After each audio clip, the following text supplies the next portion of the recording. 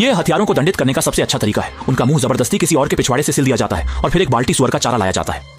बिना कुछ कहे मुख्य व्यक्ति को सब कुछ खाने पर मजबूर किया गया, क्योंकि अगर वह भूखा रहता है तो पीछे से कुछ नहीं निकलेगा। इस तरह पीछे के अपराधी भूख से मर सकते हैं, भले ही आगे वाले की हालत खराब हो, लेकिन जीवित रहने के लिए पीछे वाले को अपनी घृणा दबाकर सब सहना पड़ता है।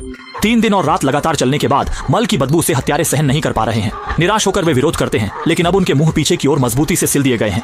हत्यारे जितना भी संघर्ष करें यह बेकार है। सभी को अच्छे से खिलाने के लिए दयालु जेलर रोज पैसे खर्च कर उनके पीछे की ओर ध्यान से देखते हैं।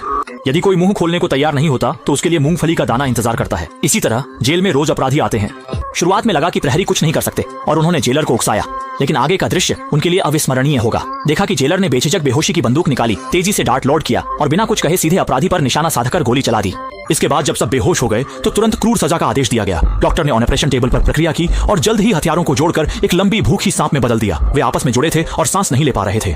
सिर्फ भोजन का स्रोत सामने वाले साथी का मलमूत्र था। सभी हत्यारे भूख से बेहाल होकर बड़े निवाले लेते नजर आए।